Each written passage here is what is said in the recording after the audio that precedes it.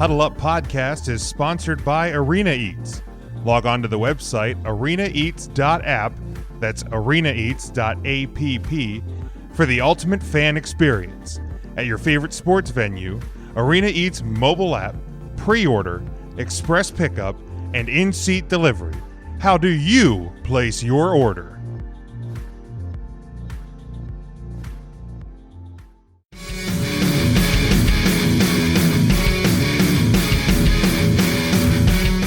All right, let's go here, Sean, to the pick'ems for this week. Now, I closed the gap, Sean.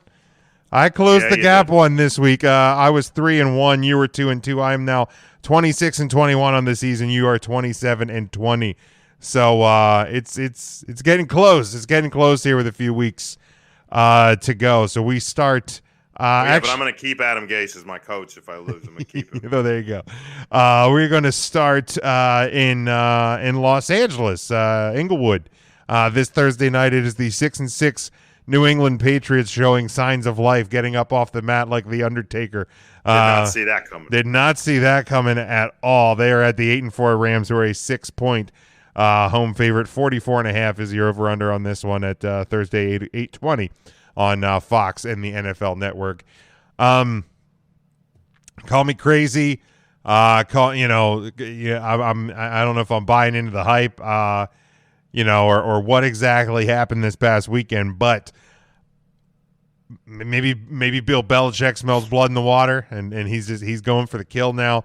I like New England to cover. Whether they win this game, I don't know, but I'm still not totally sold on the Rams. And if Bill Belichick thinks he can get into the playoffs, I like my odds with old Bill. So I'm going to go Patriots to cover, and I'm going to take the over. 44.5 feels like a very low number in the National Football League. Because didn't the Patriots just score like 42 this past weekend? And now there was like 3 defensive and special team touchdowns, but yes. But yeah, that's the thing. Yeah, because I was in your league. Not only was it going against Baker Mayfield, F that guy, I was going against the Patriots defense and special teams, F those guys. But I like New England this week to cover and the over.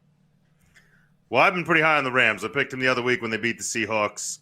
I chose not to a few weeks later take the Rams, and they went and won anyway. And the more I'm watching this, I'm on the other end of the boat with the Rams, where I'm starting to believe in them. I think they're probably the best all-around football team in the West. I feel like their defense, with Ramsey on one side and the defensive front that they have, it doesn't quite remind me of the Seahawks defense a few years ago, but I feel like it's as effective almost. And, it looked like Henderson was falling off the rails a little bit in the running game, but Cam Akers appears to have picked up where he left off. Sure does. And as long as McVay has a running game, he can make Jared Goff look great, which he did this past week as well, and a great rebound game for them. I like the Rams. Now 6 is a lot of points, especially against Bill Belichick, especially in and this is a Super Bowl rematch from a few years ago. Let's not forget the most boring Super Bowl of the last few years. That's true. Real sleeper. I think this game's going to be a little bit more high scoring, but give me Goff in that running game ahead of Cam Akers or ahead of Cam Newton and the Patriots. I think last week looks a little bit better than it was. A lot of that was defensive, and I think it's a little harder to key in on McVay's offense than it is on a rookie quarterback that just hasn't seen those kind of looks. I think he took advantage of Herbert. And I have him in my fantasy league, so I'm hoping that was just a 1-week slip for Herbert because we need him going forward. So, Justin, don't panic. It's not your haircut. Don't change anything. You're going to be fine. But in this game, I'll take the Rams, and I'm going to take the over. All right, then we go to Sunday at 1 o'clock on CBS. You got the 11-1 defending Super Bowl champion Kansas City Chiefs and now playoff-bound Kansas City Chiefs clinching this past Sunday, along with the New Orleans Saints, who's the only 2 teams that have clinched so far, and I think the Jets and Bengals are your 2 teams that have been eliminated so far.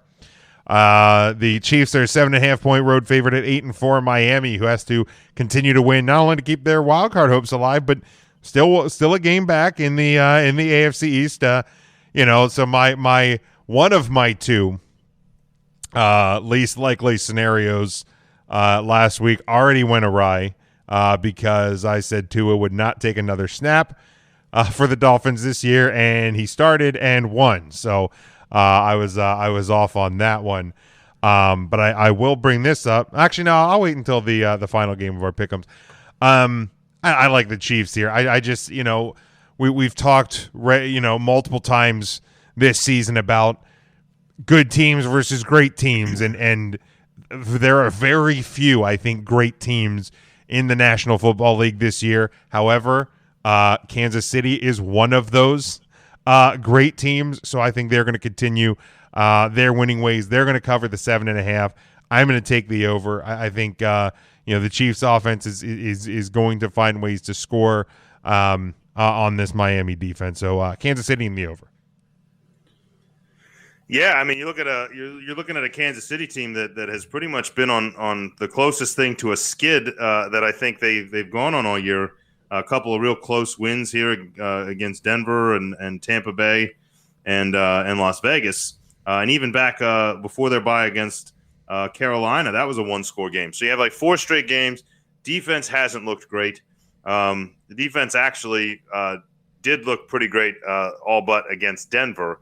But didn't manage to keep them in that game long enough to find a way to win.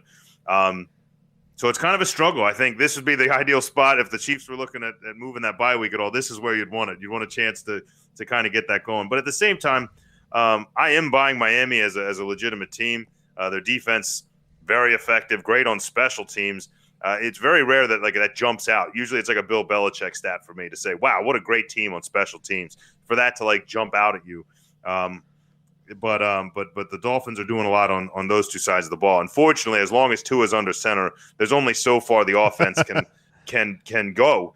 In my opinion, I mean, do I think the guy's got a very high ceiling for a career? Sure. You obviously saw a lot at Alabama. I think that the kid's athletic abilities, phenomenal. But I don't see anything with the offense that's in place and the players that are there for him. I'm just not seeing it with Tua. I still think if you're trying to win this year, Fitzpatrick's your better bet.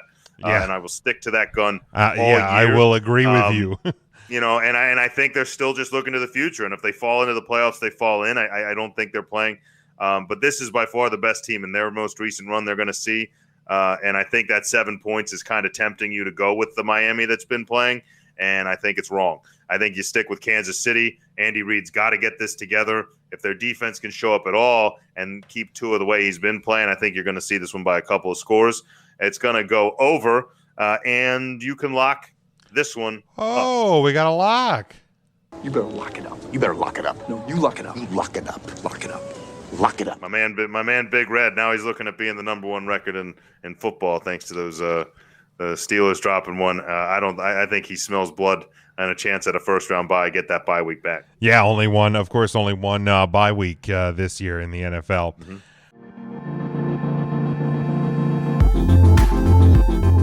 Huddle Up Podcast is sponsored by Arena Eats.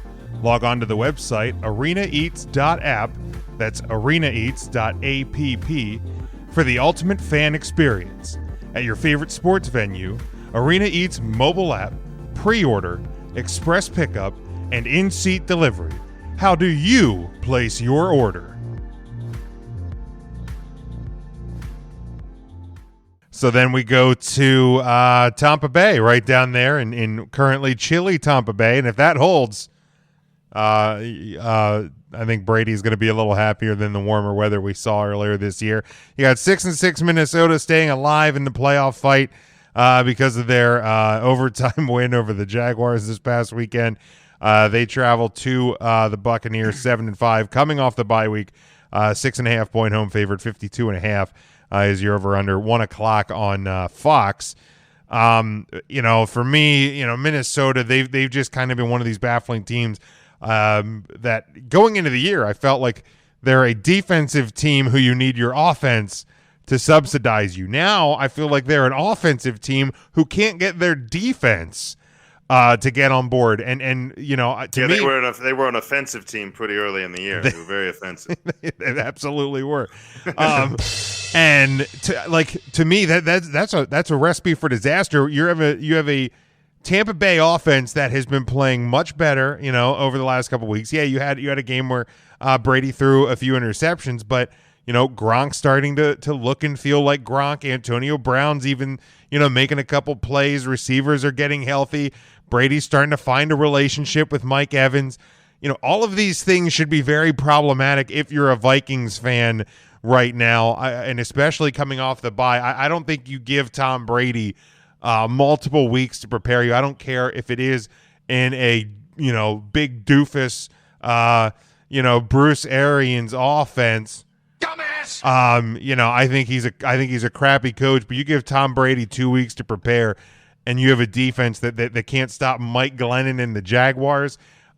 Give me Tampa Bay to win this game. Give me Tampa Bay to cover the 6.5 in this one. I'm going to take the under just because I think that the Tampa Bay's defense has been playing well enough to slow down the Vikings. But the most important part here is that you can lock it up.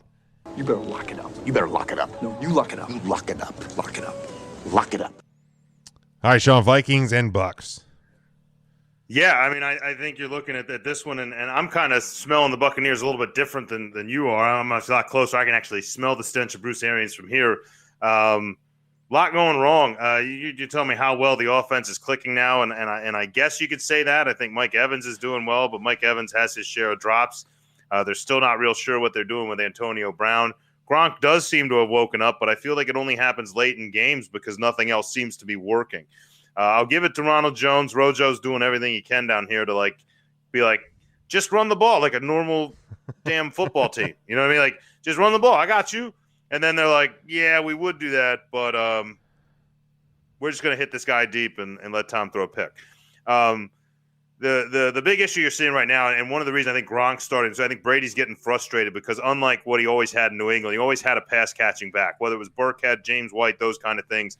They don't have that right now. And ironically, the Buccaneers kind of have that guy. You have a LaShawn McCoy on your roster. You also have a young rookie in Keyshawn Vaughn, who's very similar, that kind of build. And the fact that Arians refuses to get that kind of comfortability for Tom. I understand you're proud of your offense and you're proud of how good it is and you're proud of your track record. But there comes a point where you kind of have to be like, well, this is the guy I have, and I got to win games. So I'm going the other way on Tampa. I think they're struggling to figure things out. And as far as Minnesota goes, you have a tale of two teams. You're looking at 6-6 teams, tale of two halves. Started the season 1-5, since are 5-1, including wins against the Green Bay Packers and the Chicago Bears, who at the time were both Stop in it. an insurmountable. Stop it. The Bears. I know the Bears aren't great, but at the time they were vying for first place in that division. They did beat your Dallas.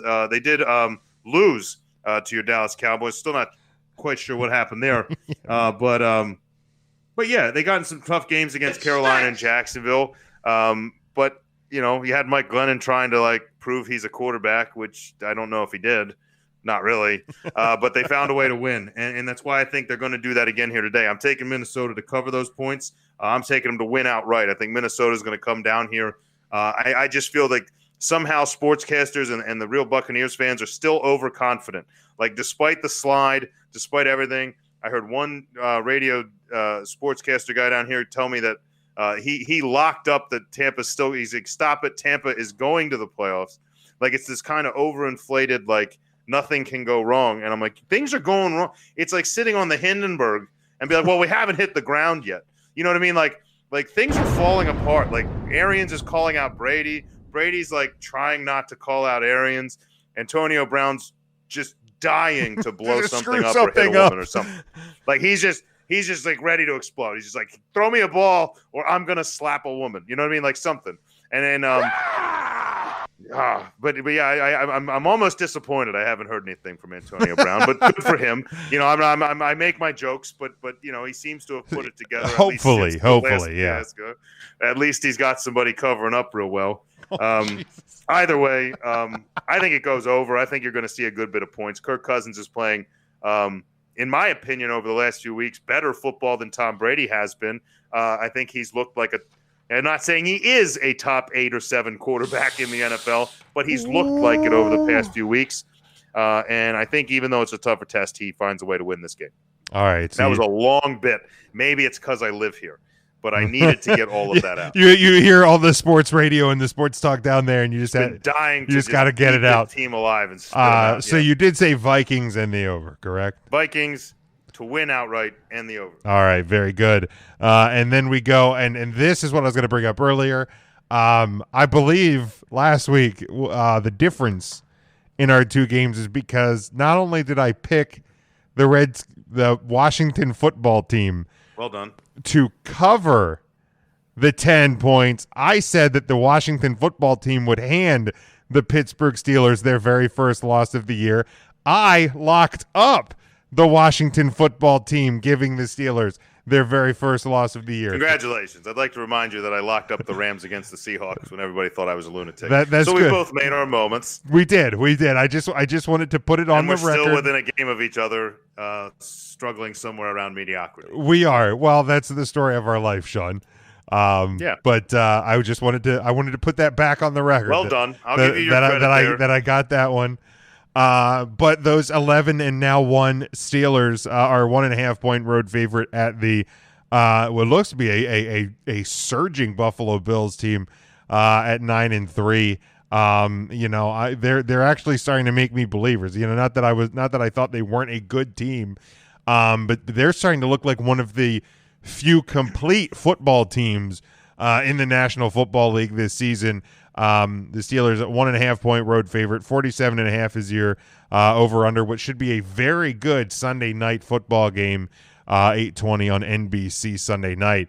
I just, man, this Steelers team, I said it when the Cowboys almost beat them. I've said it for a couple of weeks that this team, although they were still undefeated, and I gave them credit for winning football games, they just did not look like a undefeated team. They didn't look like a great football team, and they finally got that loss. Now, how do you respond to it? Do you come back and win?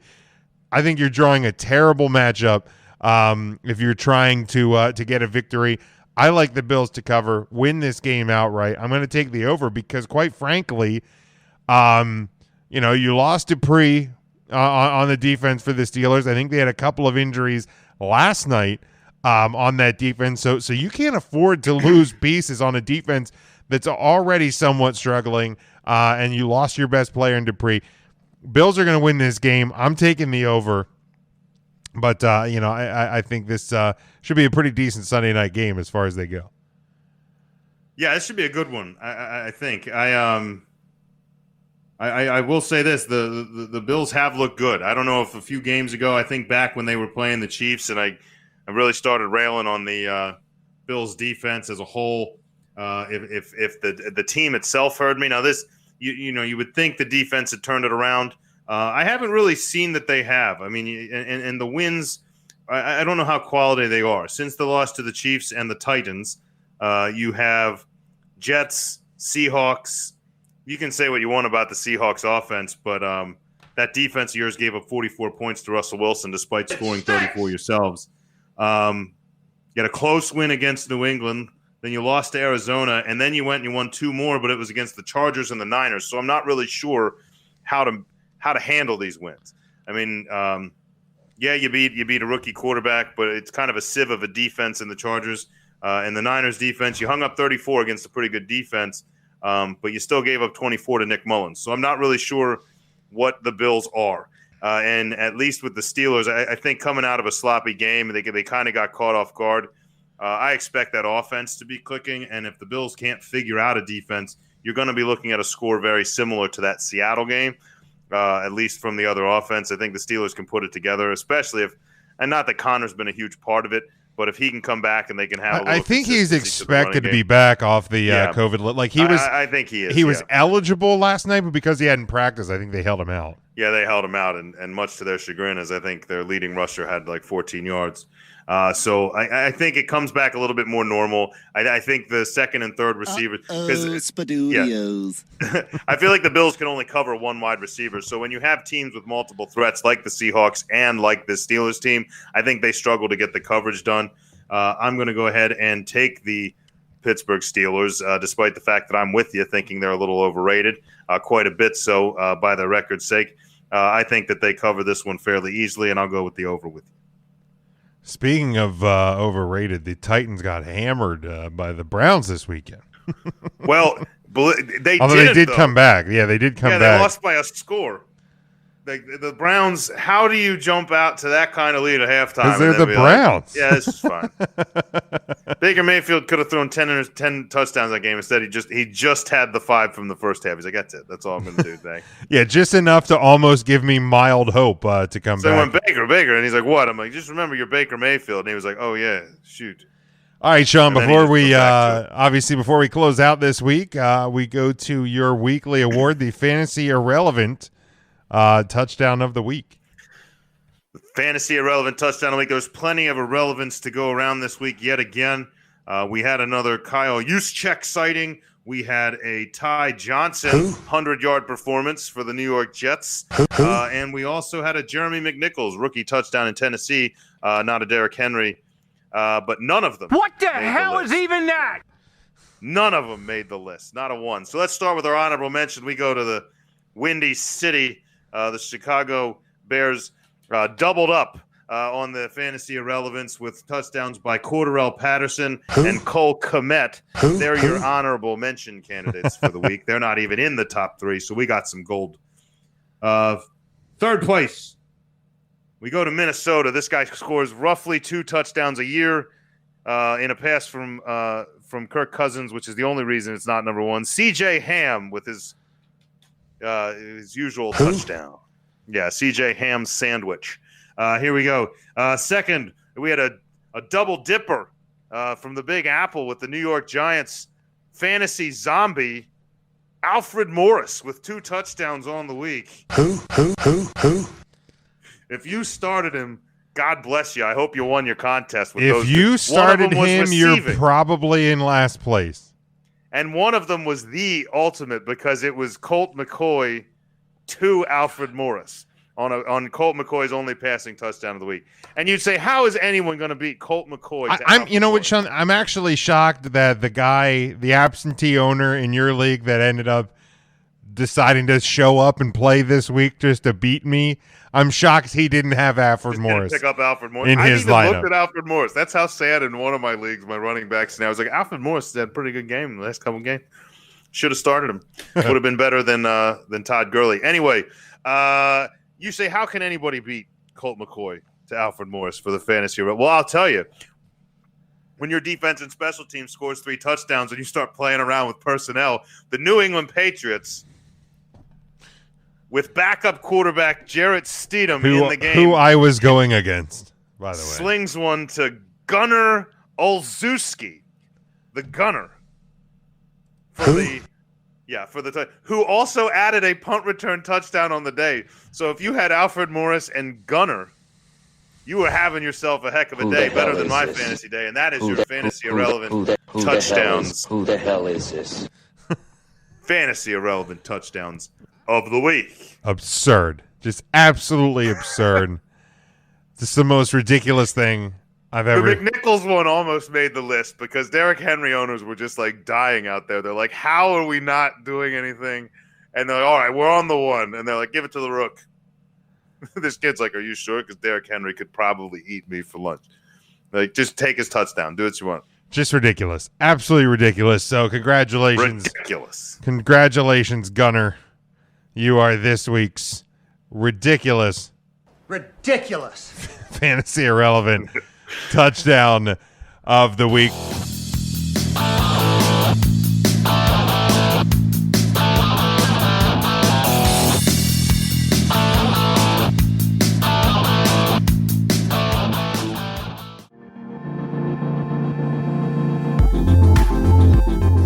Huddle Up Podcast is sponsored by Arena Eats.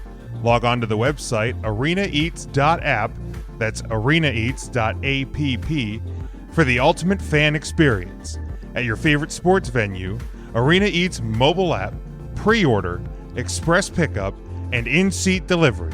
How do you place your order?